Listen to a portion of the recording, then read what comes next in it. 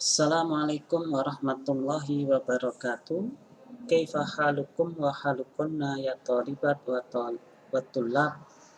Semoga antum sehat walafiat dalam lindungan Allah Subhanahu wa taala. Baik, pada kesempatan kali ini kita akan melanjutkan materi kita di pelajaran tafsir. Kita akan membahas yaitu tentang salatul khusuf, yaitu salat gerhana, baik itu gerhana matahari ataupun gerhana bulan. Jadi kita akan membahas ayat-ayat yang berkaitan dengan gerhana. Ya. Perhatikan salatul khusuf, qala ta'ala, Allah Subhanahu wa taala berfirman, wa ma nursilu bil ayati illa tahwifa. Dan tidaklah kami menurunkan tanda-tanda kekuasaan kecuali untuk menakuti ataupun memberikan ketakutan. Berkata Imam As-Sa'di, lam yakun al-qasdu biha an takuna da'iyatan wa mujibatan lil iman alladhi la yahsulu illa biha. Yang dimaksudkan bukanlah yang dimaksudkan dengan diturunkannya tanda-tanda kekuasaan Allah itu supaya da'iyatan, mengajak, menyeru, mujibatan, dan juga menyebabkan wajibnya adanya iman. Alladzi la yahsulu illa biha. Yang iman tersebut tidak akan didapatkan, tidak akan tercapai kecuali dengan tanda-tanda kekuasaan tersebut. Bal, akan tetapi yang dimaksudkan minha, dari tanda-tanda kekuasaan Allah yang Allah turunkan adalah at-takhfif wa tarhib, adalah untuk memberikan ketakutan, memberikan ketakutan dan juga peringatan, liyar tada'u, supaya mereka mencegah ammahum alaih, dari apa-apa perbuatan-perbuatan yang ada pada diri mereka. Artinya begini, maksudnya adalah Allah itu menurunkan tanda-tanda kekuasaannya kepada manusia, itu adalah tujuannya untuk mengingatkan, menakut-nakuti hamba-hambanya supaya mereka kembali kepada Allah, supaya mereka bertaubat kepada Allah Subhanahu wa taala. Qala ta'ala, Allah Subhanahu wa taala berfirman, wa min ayatihi al-lailu wan-naharu wasyamsu wal-qamar la tasjudu lisyamsi wala lil-qamari wasjudu lillah alladzi khalaqahunna in kuntum iyyahu ta'budun. Fa in istakbaru falladzina 'inda rabbika yusabbihuna lahu bil-laili wan-nahar wa hum la yas'amun.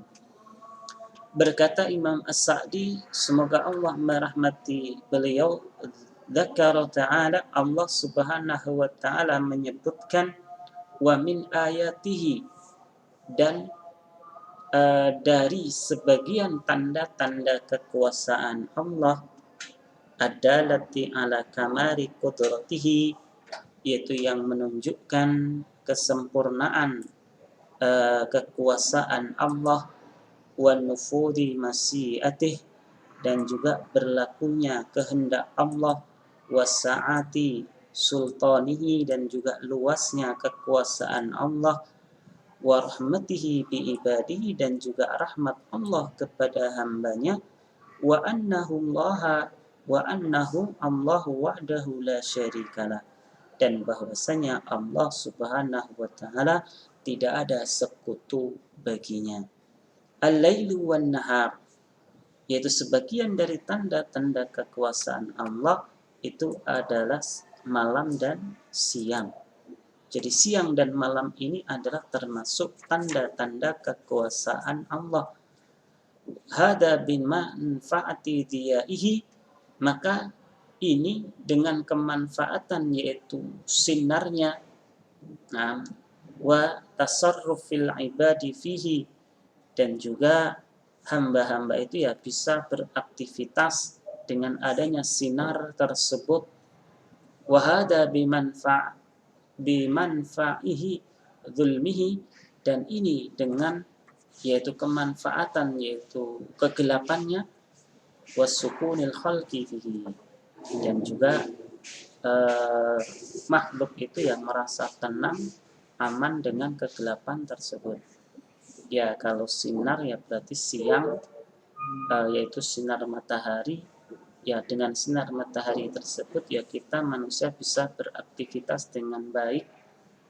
Kemudian dengan malam yang gelap tersebut ya kita bisa tidur dengan nyenyak. Nah, kemudian wasyamsu wal qamar, kemudian juga termasuk tanda-tanda kekuasaan Allah itu adalah matahari dan bulan. Alladzina la yastaqimu ma'ayisul ibad, yang mana dengan matahari dan bulan, la tastaqimu ma'ayisul ibad, tidak akan berdiri dengan tegak, tidak akan berjalan kehidupan manusia, wala abdanuhum, dan juga badan manusia, wala abdanu hayawanatihim, dan juga badan-badan hewan mereka, illa bihima, kecuali dengan adanya matahari dan bulan tersebut.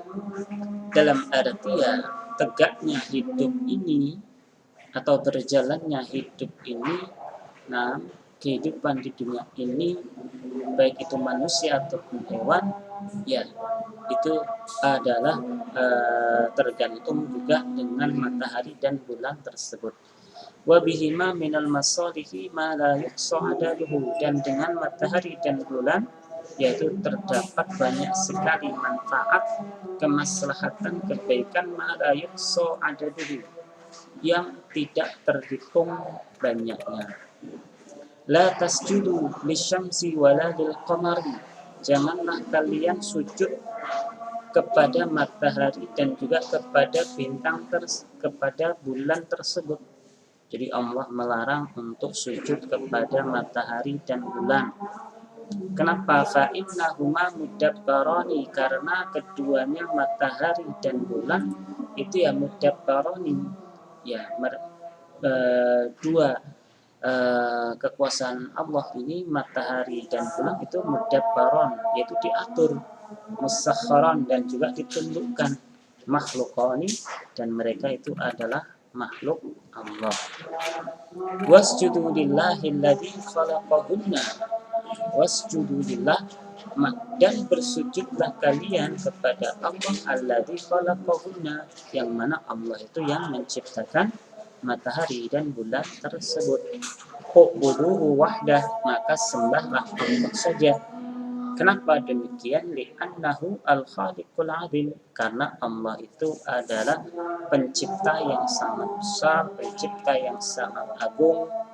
Wada'au ibadatan masiwah, dan tinggalkan semua bentuk peribadatan kepada selain Allah, minal makhluqat, dari makhluk.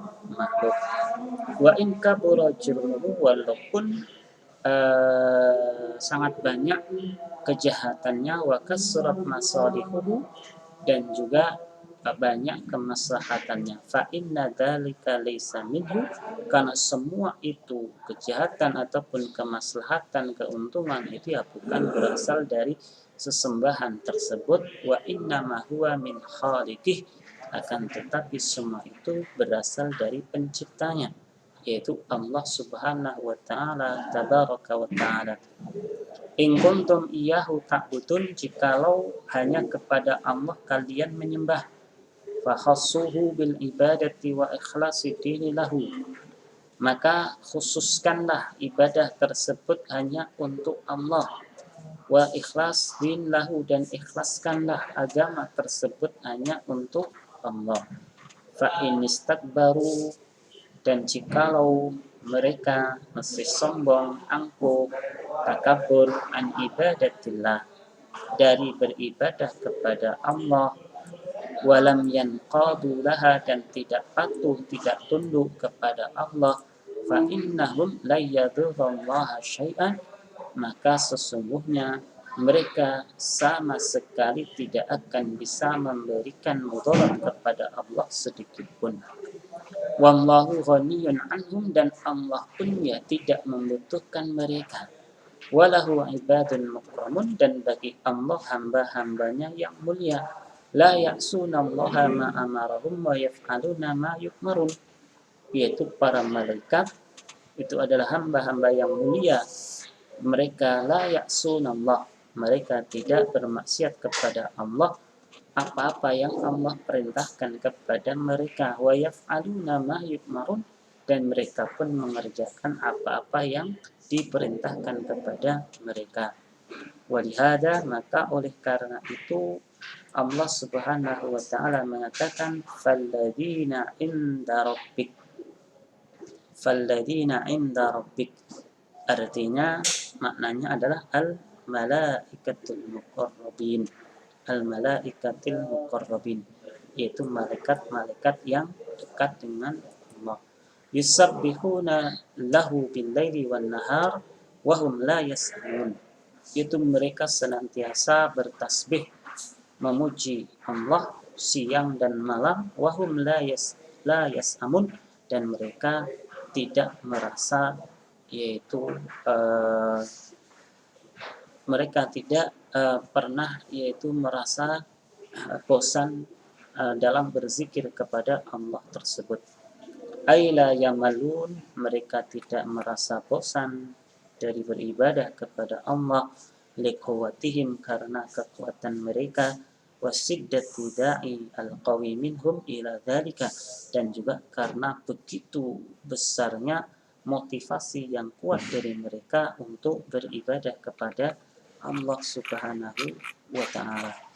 Ya, itu pertemuan kita pada kesempatan kali ini. Baik, sedikit lagi ini catatan kaki ya kita bahas.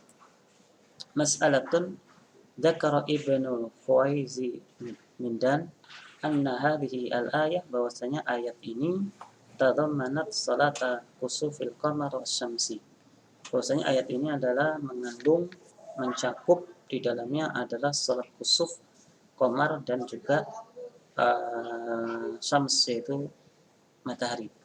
Itu di ayat itu adalah menunjukkan adanya sholat gerhana bulan ataupun sholat gerhana matahari. Wadzalika annal araba kanat taqul, ya karena orang-orang Arab pada zaman dahulu mereka mengatakan inna syamsa wal qamar, bahwasanya matahari dan bulan la yankasifani illa limautin azim, tidak akan terjadi gerhana kecuali karena ada kematian orang yang besar, orang yang agung, orang yang penting. Wasallan Nabi sallallahu alaihi wasallam salat al-kusuf, kemudian Rasulullah sallallahu alaihi wasallam melakukan salat gerhana. Qultu, kemudian aku berkata, yaitu Imam Al-Qurtubi, salatul kusuf sabitatun fis sihah Bukhari Muslim wa ghairiha, ya sudah sabit ataupun sudah ada di dalam Sahih Bukhari dan Muslim. Wakhtalafu fi kayfiyatiha ikhtilafan katsiran liikhtilafil asar, dan para ulama ya hanya berselisih paham tentang tata cara dari pelaksanaan salat khauf tersebut, liikhtilafil asar, karena adanya perbedaan hadis. Wa hasbuka ma fi sahih Muslim, dan cukup bagimu apa yang terdapat di Sahih Muslim. Wa akhiru da'wana alhamdulillah. Assalamualaikum warahmatullahi wabarakatuh.